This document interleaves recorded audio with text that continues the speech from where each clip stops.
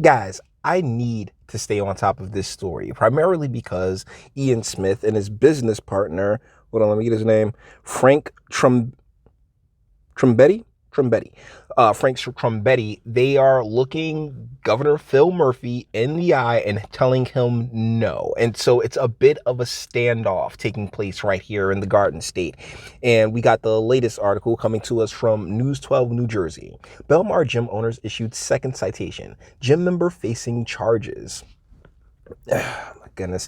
So this is, as you could probably guess, a follow-up. I'm going to stay on top of this one because I really want to see who breaks first in this entire situation. As you know, I am not a fan of, or you may not know, this might just be your first video. Hey, how you doing? I'm not a fan of Phil Murphy by any stretch of the imagination. He purchased his seat as governor of the state via the counties and really has operated like someone who would purchase their seat as opposed to earning it.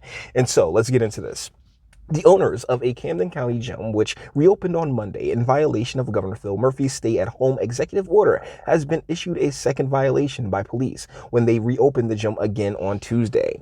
Belmar police arrived at Atillis Gym in Belmar Tuesday morning and issued owners Ian Smith and Frank Trumbetti, yeah, I got it right, the citation. The officers also stopped three gym members as they left the gym. So is people just going to get a pump? I mean, this is Jersey. If you ever saw the Jersey episode of South Park, you know, dude was like, hey, Randy, we can't get a pump around here. Biceps are going flat.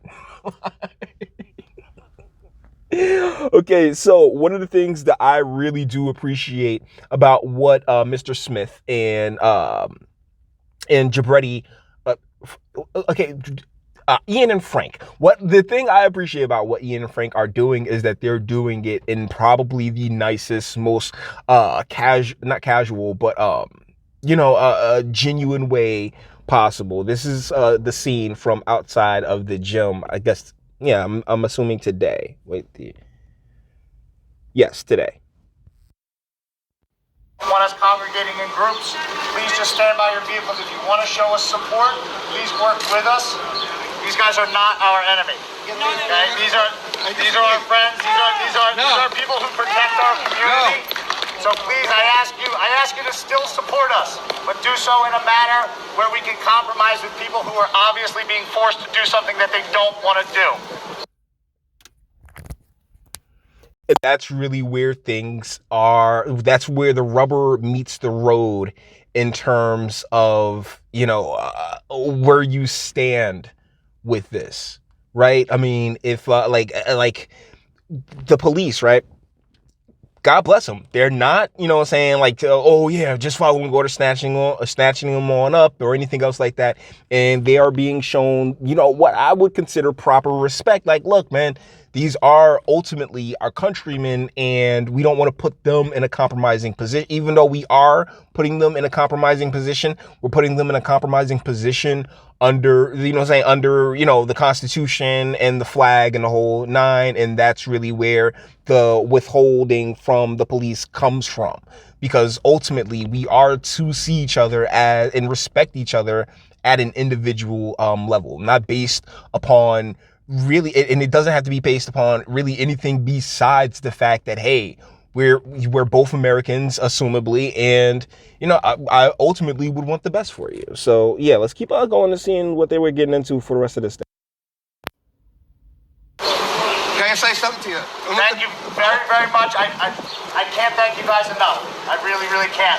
I just don't want any situation to escalate any further than it needs to. Right. We're going to continue to stand, and I just ask that you respect that these guys do not want to do this. Okay? And I don't want any situation getting any further than this. Yes, sir. That's Phil, they are. So we're in a peaceful protest. Peaceful protest. Are you kidding me? So it's nowhere near the type of fire that they had going yesterday with all the Trump flags and everything else like that. But it's still good to see them out there flexing their First Amendment rights. It doesn't matter what color they are. We should all be falling underneath the flag of our country. A fourth gym member was arrested after he refused to give his name to the officers. He was taken away in handcuffs while the crowd jeered at the officers. The man was given 2 citations, violating the governor's executive order and obstruction. Oh my goodness. The owners say that they have warned their members that arrests or fines are possible if they choose to patron the gym.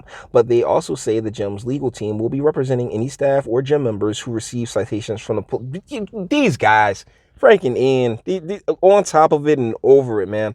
When people say united we stand, this is a perfect example of it. And I am proud of our community sticking up for it. It's not just Ian and I. It's every person that's going in there and he's actually fighting for the right, fighting for, I guess, what they meant to write was their rights also. Trumbetti says, a GoFundMe set up for the owners to pay for the fines has raised over $23,000. A link will be in the description. Business owners across the state have been defying the stay-at-home orders, claiming that they are unconstitutional, which they are. They're orders, not laws. Murphy says that the orders were put in place to slow the spread of COVID-19 and to protect New Jerseyans from contracting the virus, while simultaneously moving the goalposts as to what he designates, like should necessitate the end of these orders. And it really is, it's amazing that here we are a month and some change in, and our elected officials are just now talking about, well, we kind of got to rein in some of this power. Like, my guys, like, where have you been for the past month and some change? Like, everybody just sat there, oh, we have to do our part. We're all in this together. And now y'all said, like, wait a second. Yeah, this is a little nuts. This was like, we completely overblew the response to this.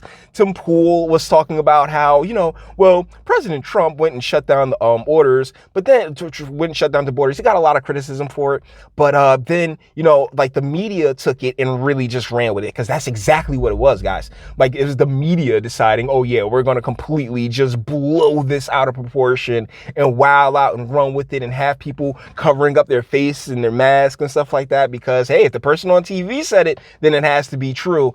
And it's really been like, and you know what the crazy part is that when you have less than a percentage point of a death rate, right? Because the more people that you test and the less people that die means the lower the death rate is. It's like, you really don't need to wait for a vaccine in order to do this. But like I said, they keep moving the goalposts because there are things in play that none of us really know. But the business owners say they are able to put protocols in place to protect their patrons and that they should be allowed to reopen so they can stay in the business.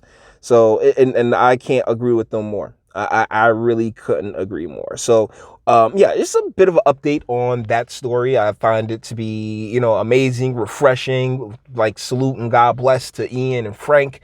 Best of luck, guys. All the internet stuff. If you liked it, toss it a like, dislike, go ahead, do that too. Nobody's scared of you. Sub if you enjoy my fantastic voice and you want to get videos like this every single day. Share, because sharing is caring. And YouTube and Bitchute and like aren't the biggest fans of your boy over here for very obvious reasons. Bang the bell for notifications and speak. Let me know. What do you guys think in the comments? Oh, I'm telling you, Massachusetts Murphy, man. This guy, he is not from here. He couldn't care less about the people or the economic, buoyancy of New Jersey. He is a plant for the invisible hand. And it really is irritating because, you got good people here. I mean, as racist as they may be, it's still good people in this state. I love them to death. And you know what? Like, they deserve to A, pay lower taxes, and B, not have their livelihoods taken away from them at the whims of a governor who never gave a shit about them in the first place. At least that's my opinion. You may disagree, and that's what my comment section's for. Until the next one.